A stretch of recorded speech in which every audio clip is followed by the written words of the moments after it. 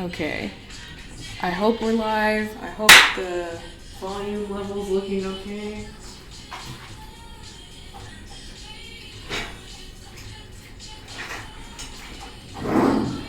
These headphones right here, you can wear them. They're optional. They just repeat your own voice back to you. I'm not sure if that's...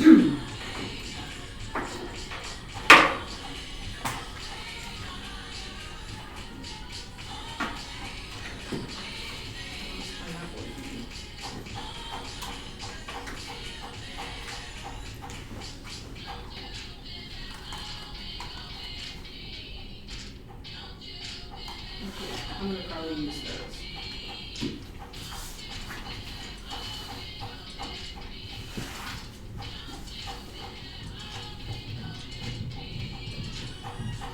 All right.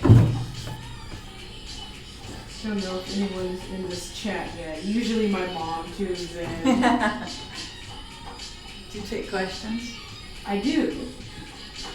With that's one of the things I appreciate about news and live streaming is that if people have questions, I can just answer them live. They're not stuck with like one side broadcasting where you can't ask much. This is about to start. Actually, I'm gonna let this next one play. Just to give it 30 seconds. That sound, that's definitely heater. That was from up there. It's like cooling and heating certain kinds of pipes causes them to like buckle, I think. Okay. 8 seconds until this.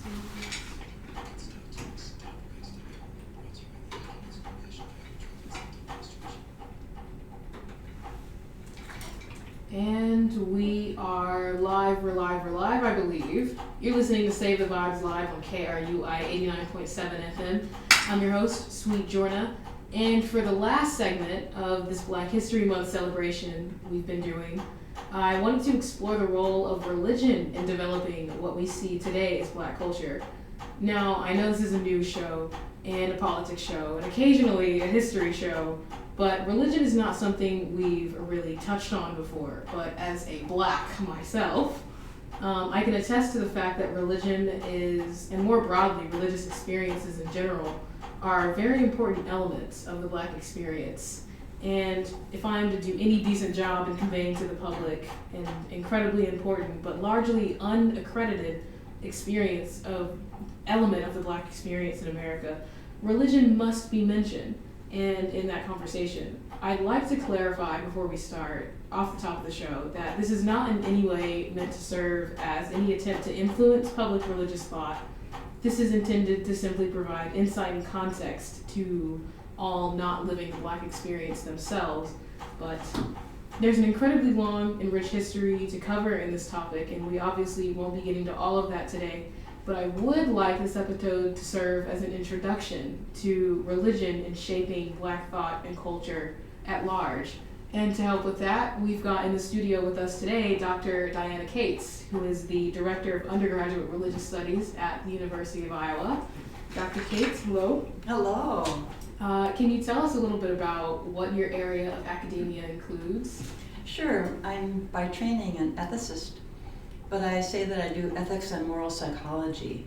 So that is thinking about the human experience on the boundary between the study of ethics and psychology, but always within the context of the study of religion.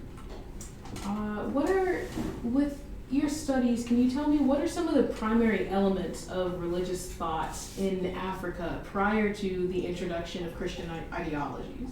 Oh, well there, we probably should start first by thinking about the introduction of Christian ideology and when that actually happened. I find that it's really important to keep in mind that Christianity arose in the 1st century and Christianity spread to Africa in the 1st century. So Africa is in many respects a Christian nation from the start of Christianity. So then there were lots of major African thinkers in the Christian tradition, and a lot of people Africans converted other Africans to Christianity, and that spread throughout a good part of Africa, even prior to the Portuguese introducing Christianity to West Africa and Central Africa.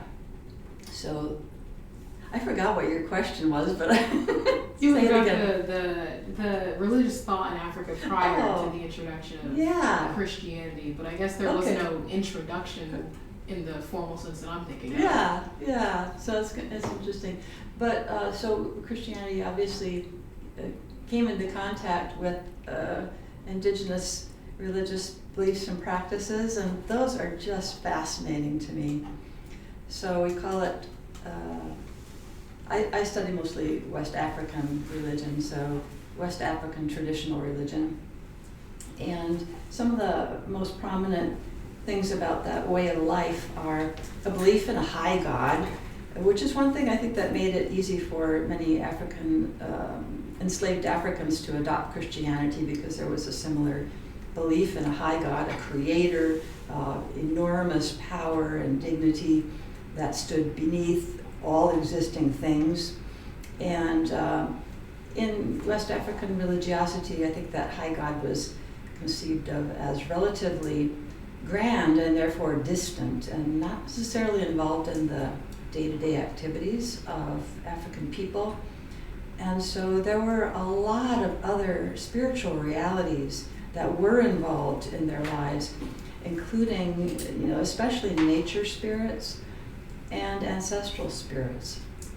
And so the belief that you were, in effect, every moment of your day surrounded by spiritual power is very important, I think, not just to characterize the beliefs of the people, but the reality of living in a space of spirit.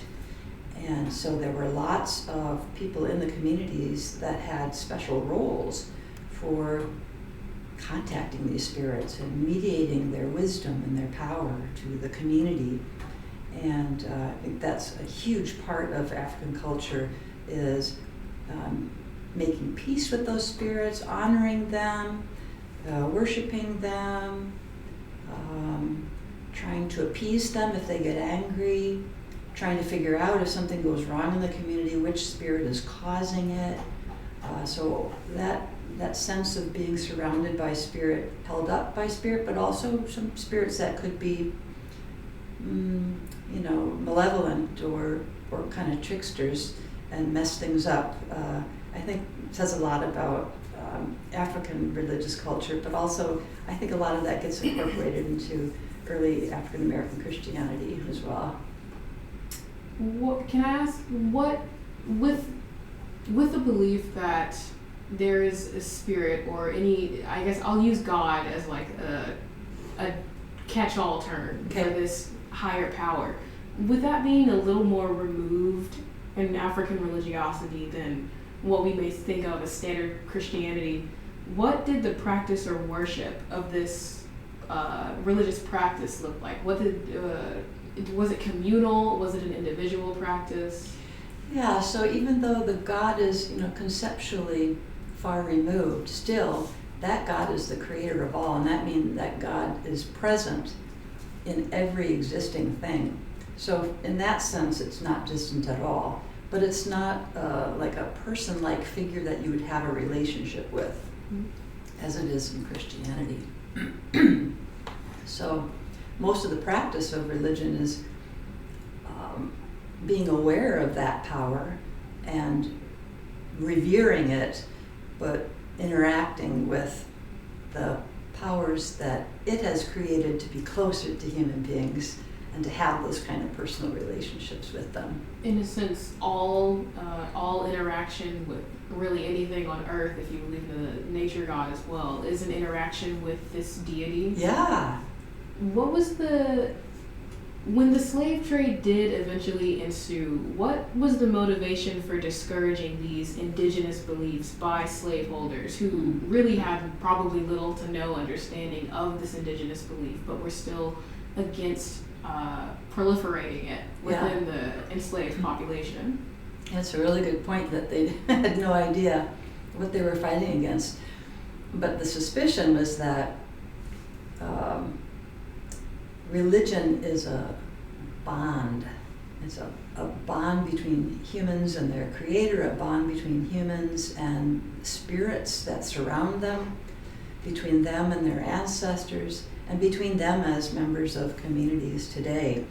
And what the slaveholders wanted most to do was to destroy that bond.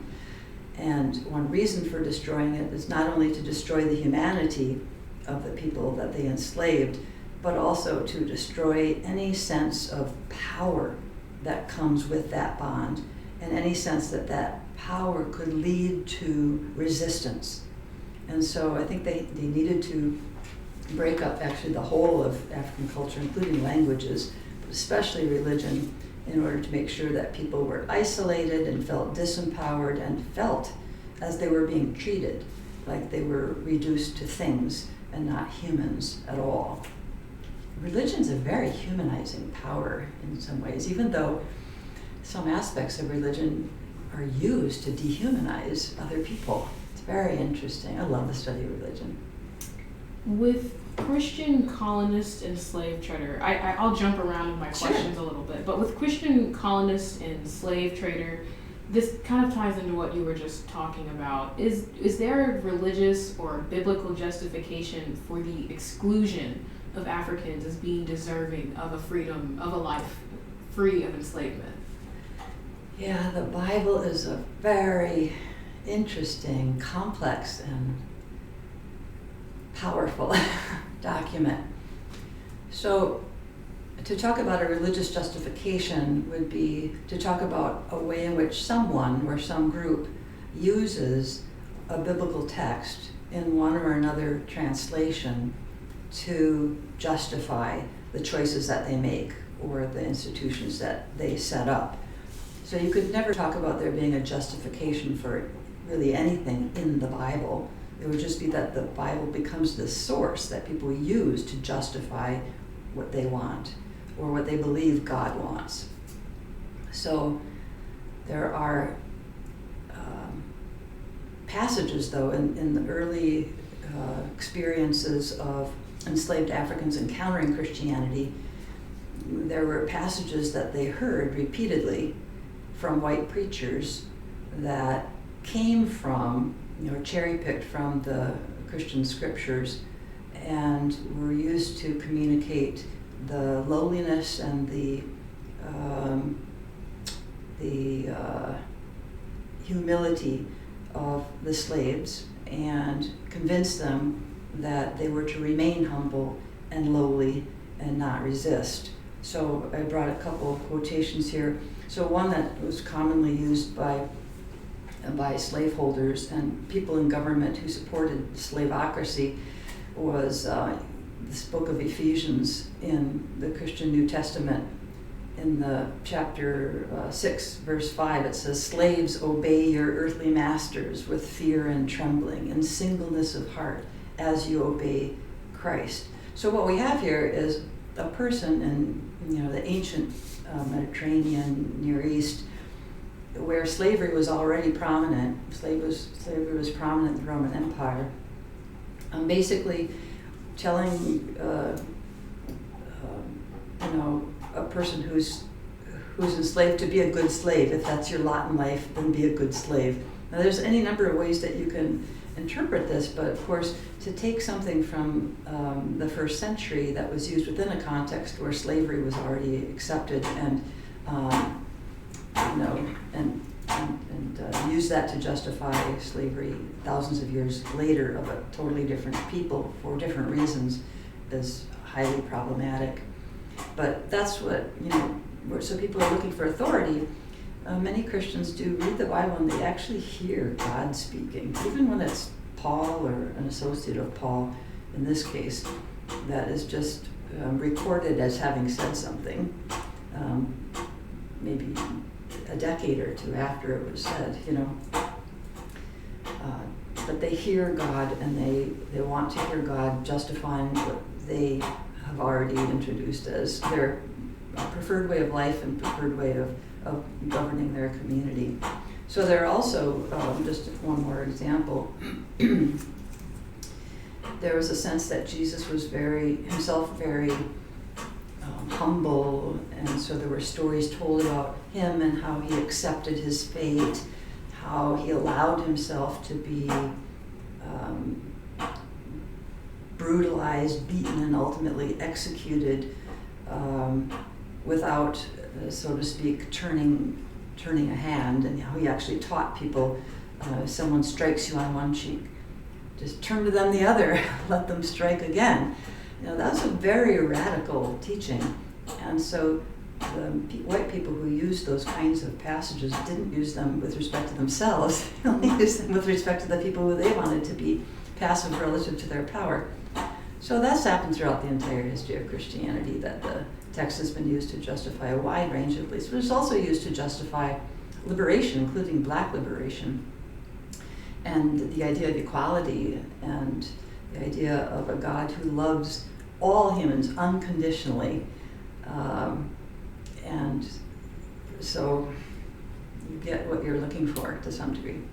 This may appeal to the more philosophical side of things, but was there an insecurity that was nourished by the oppression of other people? Was there any origin that kind of incited this, the usage of the Bible for the means of oppression? Oh, yeah. Well, I think the idea is that if you're doing something, especially if it's in some way morally questionable, you're ultimately going to be asked to justify what it is that you're doing. And the best justification in the perspective of many Christians is that you say, oh, God wills that it be this way. And so in a sense then, you become a medium for the will of God to play itself out in the world. Jumping back a little bit, prior to the introduction of, the enslaved population was no stranger to Christianity, as you've already explained, but before the introduction of the more European forms of Christianity, what did the practice of African religions look like while under slavery, under the conditions of slavery? Yeah, well, I know they were discouraged, but right. Assuming that they still persisted Absolutely, in secret, they persisted. What did those look like? Yeah, and it's very important to know that they persisted because that became the core of many forms of African American Christianity. So it did have to be done generally in secret, and people who were caught practicing religion in the form of especially storytelling, gathering together. Well, I'll get to the different forms in a second, but the people who were caught practicing it were often brutally beaten and sometimes killed for it, so it was very dangerous. So very brave Africans who decided that they were going to meet anyway, and they would meet in places that are often called hush arbors, quiet places where they thought they could be engage in worship without being heard or caught. One of my favorite things about this is the idea that in many of these communal gatherings, people would take a pot and that would be used to cook soup in, and turn it upside down and pry it up a little bit. And the idea was that whatever they were doing, the sound of it would get caught inside the pot, and so they wouldn't be discovered. So around, maybe in some cases around this pot, there would be dancing, shuffling, singing, storytelling, drumming. So all those elements of West African music get incorporated into Christianity partly through these practices. I think there would also be things going on like conjuring. So an important aspect of African traditional religion is the belief not only in spirits but in things like witches and ghosts that fly around and do things and cause trouble, and the possibility of creating charms, amulets, other means for controlling the movement of these ghosts, or in some ways, in some cases, taking guidance from them on how to cause injury to another person, and in the form of cursing them. If you have an enemy and they've harmed you and you want them to be harmed in turn, you could sometimes turn to the spirit world for that. So that element expands, especially in the Caribbean, in the form of voodoo and so on. But in the Christians who came through the Africans who came from the Caribbean, but also those who came directly from Africa in the slave trade to North America, the colonies, they would have also had a lot of these beliefs and practices. And what I think is kind of cool too is that they could, once they adopted Christianity, they could practice their religion in secret in the open. In other words, they were like hiding in plain sight. So they could take a story like the Exodus, which is ostensibly about the Israelites being rescued by God through the agency of Moses from slavery in Egypt, and learn that God was a liberating God, and God rescues God's people from bondage. And then take that and talk about the land of Canaan, which was the land that was promised to the Israelites. But instead of talking about the Israelites in Canaan, they were talking about themselves. And Canaan often represented the north. So a lot of great thinkers, Frederick Douglass, for example,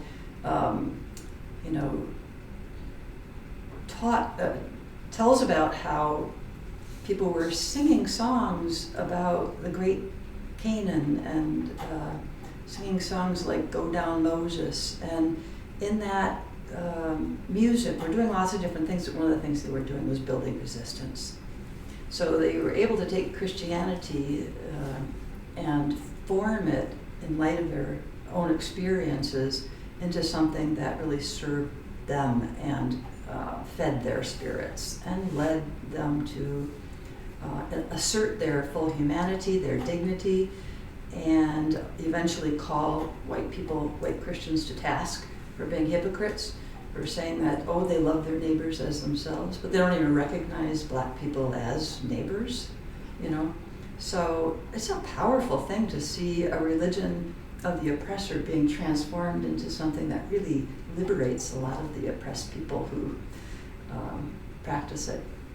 I was going to ask about some of the alterations of these indigenous African beliefs, but I guess the alterations were that they morphed into Christianity and still, in a way that still respected those indigenous beliefs.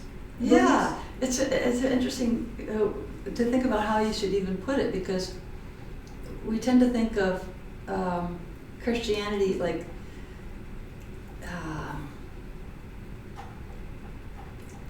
it's hard to even put into words. Okay, let's try another tack. So when they learn about Christianity, yes, they incorporate African traditional elements into it, but what's just as important to realize is that they are shaping the history of Christianity. Mm-hmm. It's not just that Christianity took in some of their stuff and tolerated it. No, they remade a good part of Christianity.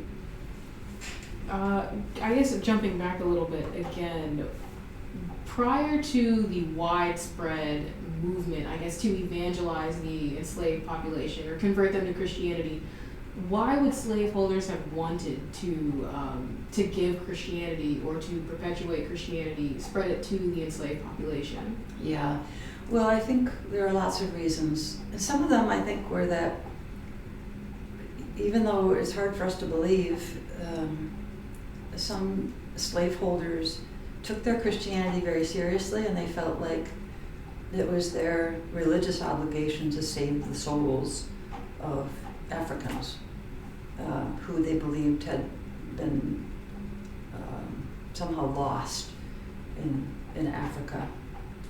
So that was part of it, but that was a very small number of people, I would think. I think a larger number, sorry, say again what your question was. No, it was about the motivations. Why would slaveholders have wanted to spread Christianity to thanks. their enslaved Yeah. population? So as I mentioned before, I think they thought that converting their enslaved people into Christians would make them more docile, that they would be more like Jesus and turn the other cheek, as we were talking about before. And yeah, but as you know, there's also resistance against converting Africans to Christianity, and a good part of that was very strong among many slaveholders. They had a sense that if that were to happen, then their enslaved people would be Christians, and there's no way, I mean, it's against the law to treat a Christian as an object, as a thing. It goes against law in England to enslave other Christians. So the whole viability of the slave system would have been called into question if Africans were converted to Christianity. So there's a strong resistance. What forms did that spread take? The actual implementation of taking these white versions of Christianity and perpetuating, like, I don't want to say handing them over or giving them as if it's something that was readily accepted, but in a sense, how was it given to the enslaved population? Yeah. What form did that take? Well, I think it takes, when it becomes most, I mean, it starts with a trickle. When it becomes most prominent, especially during the Second Great Awakening, you have people from England coming here who are missionaries, and they were also, like the Methodist missionaries were also abolitionists, and so they would teach free Africans and also enslaved Africans how to, well, they teach them Christianity, but then also empower many of them to become preachers themselves. And so a lot of the spread of Christianity takes place through the work of Africans themselves. Again, now in North America, whereas before it took place in East Africa. And finally, my meatiest question, the last meaty question I have on the list here is, what are some of the ways that the core beliefs of African religion have been reflected in more modern versions of African American religious beliefs? Yeah. So as an ethicist, I'm especially interested in African American ethics and spirituality. So to me, one of the most significant things that has happened is that there has arisen a movement within African American Christianity called Womanism. And this is a movement in which Black women seek to live out their distinctively African American Christianity in ways that are also liberative for them as women. So there are very prominent images within womanist theology and womanist practice of a God as spirit. And so, you know, the Christian God is a trinity of Father, Son, and Holy Spirit, but commonly women who practice womanism in the Black church they favor an idea of God as spirit, and sometimes even as female spirit. And what I've learned through a lot of literature of Black women, especially recent in the 20th century, is that God is encountered by many Black women as a liberator in the form of a spirit inside them that they can access, that gives them the power to resist their own dehumanization, gives them the power to get out of bed in the morning when things are really bad, gives them the power to love, to have families, to form friendships, and then within those families and friendships, that spirit continues to reside there, and that becomes a growing source of power and possibility. And so I feel like this idea of God as spirit that is not out there in the heavens sitting on a throne looking down at you, usually a white man with a flowing white beard. This idea of the spirit as inside you and between you and other people, and it's flowing and it's empowering and it's healing. I think that's a good part of what people try to find partly in and through. Now, Black church music and dance, I think, is really important too. So when I've gone to Black church services, I've just been so impressed by the energy, the movement and the singing and the various distinctive African music elements like call and response and syncopation and harmonization. All that stuff comes from Africa.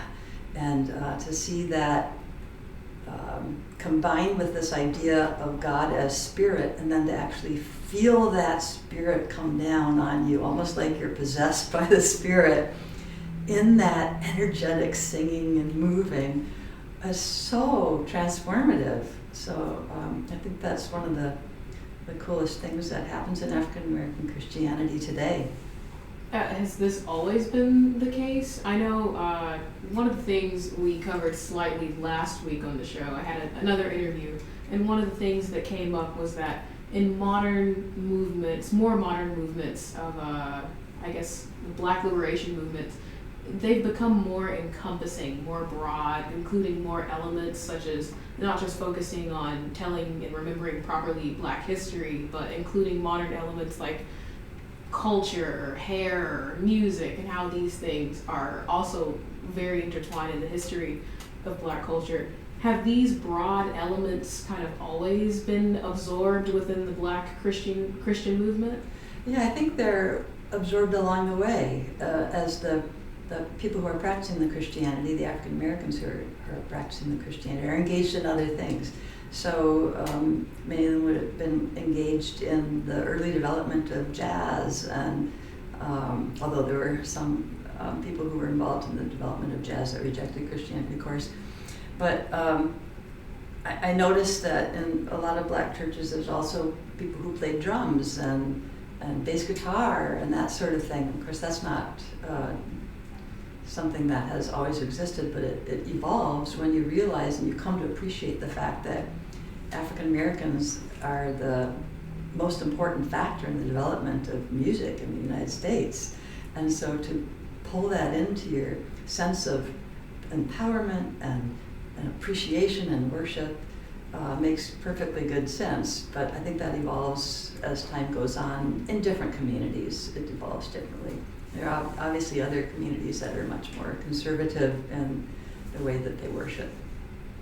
All right, well, that's really all for my questions. Thank you so much for coming on, Dr. Cates. This was a very productive conversation, and for all you people listening, folks, that concludes our Black History Month here on Save the Vibes. Let me know if this was fun for you, if you happen to tune in to multiple episodes in a row. I had quite a good time doing it, and there are some more commemorations coming up, such as Women's History Month. Should I start a series on that as well? Let me know. If you'd like to reach out to me for any questions, comments, concerns, suggestions, or I don't know, any comments you would like me to know, I'm on all major social media platforms at Lenny the Fool. That's LENY_the Fool. Remember, we're also live on Twitch for every show if you're not within radio reach. Over at twitch.tv/Lenny the Fool, same spelling, LENY_the Fool. And thank you so much, Dr. Cates, for coming on. I'm your host, Sweet Jorna. You're listening to Save the Vibes, and have a lovely rest of your Saturday, folks. Back to your regularly scheduled tunes.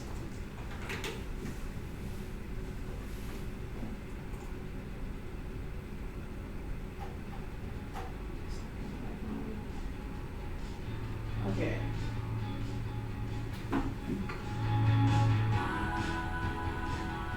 Okay, there we go. That was fun. What a wrap. That was great. Thank you. I think that's a solid conclusion to this series. Yeah.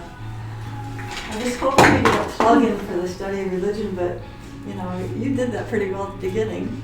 Oh yeah. And how can you understand Black culture without studying religion? I tried to get it as expansive as possible. I probably should have left you a window to throw that in if you wanted. And I'd love to have more people from the department on the radio. I was talking to Dr. Cunning about that yesterday. Good. And Yeah, I think Yeah, it's especially neglected element of the news, but it's like obviously flowing between everyone, religion and society. Yeah, and our department is really invested in the study of religion and race, as well as religion and gender. And so all of us share this kind of interest. Yeah. Well, yeah, I noticed. especially recommend that you talk with Jenna Montgomery. She's the one who does the communication studies and religion.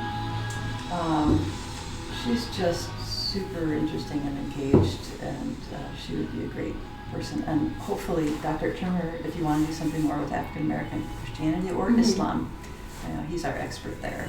Yeah, I think Dr. Cunning mentioned him yesterday, and I'm realizing now I have so many more resources to tap into Yeah. that I probably should have included in this month chat. I'll be back in a second. You can always come back to it. I'm sure there will be something in the news, actually, that gives you reason to point out the study of religion. It's important to understand what's happening around the world. There was one thing I never actually got set up, but I was doing a whole lot of coverage on Israel and Palestine right now, and I wanted to include, an element with an expert of someone on the biblical side, religious side of Israel and Palestine. But I didn't get that set up properly. But I still love to explore it. Yeah. And that's so controversial now within religious studies and elsewhere. That it could be that you won't get anyone. Yeah, I realize it's a really touchy one right there. I've had some people turn down other interviews, even on the economic side of the war. But, I don't know. It's so gut wrenching, the death and destruction going on. All right. Well, I can find my way out. Yes, if you.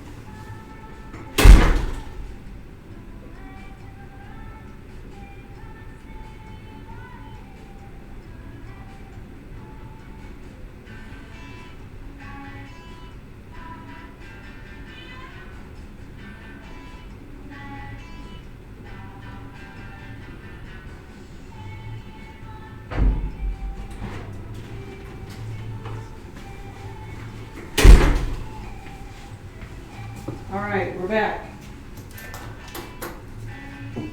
Love the idea of women's history. I know I can turn the volume down. Love the idea of women's history series, indigenous people history series. I think I'm not exactly sure of the official title. I think it's the month of April. That's like Asian American Pacific Islander Heritage Month. Not sure how many resources in Iowa City I can find, but there definitely is a community that maybe I should tap into. But that's mostly it for today. I don't have much news. Any questions about the news? I got on Twitter this morning, and everyone on Twitter is mad that the journalists in Palestine may be racist. And I'm like, guys, that's important, but it's not the point. I don't want to say anything awful on here, but people on Twitter are tripping. Of course, that's all they know how to do. I mean X, not Twitter. My bad. Dead naming's not funny.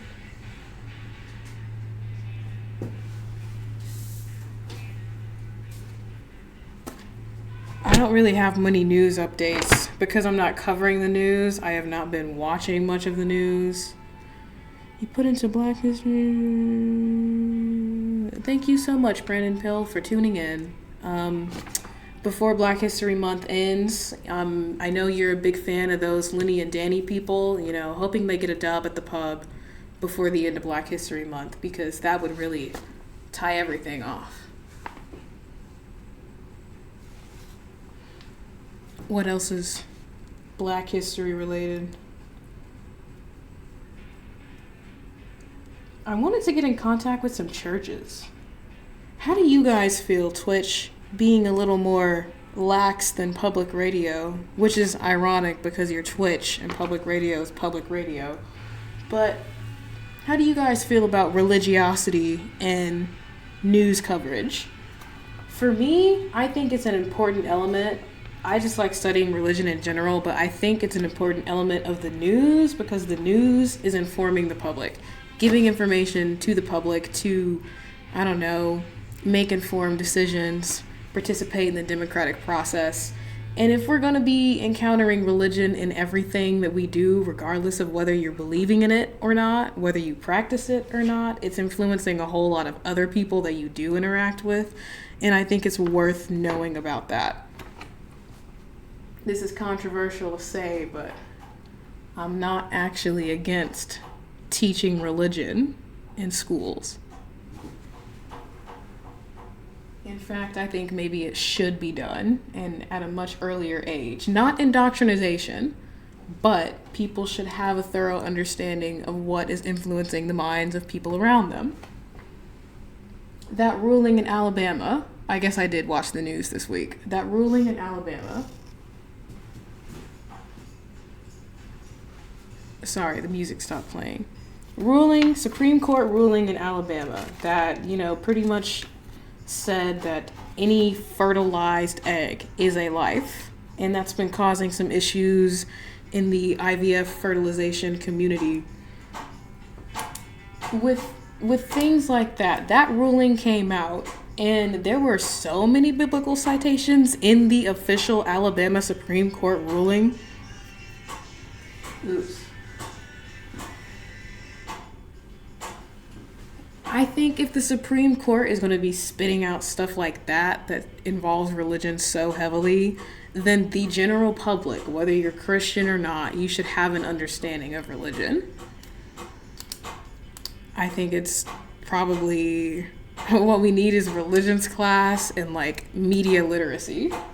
Those would alter the course of everyone, of America, if they were included in high school.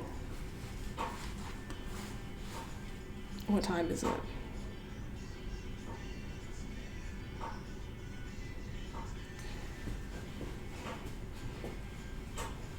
It's country music playing right now.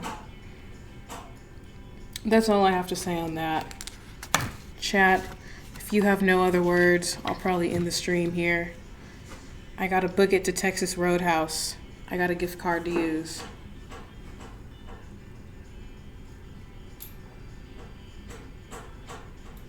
Alabama Supreme Court ruling using the Bible in the same way slaveholders did. For real!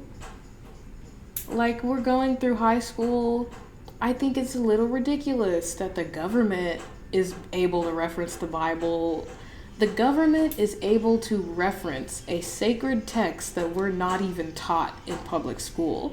And I understand the controversy of teaching religion in public schools, but it's still valid information for people to know. But that's how I feel.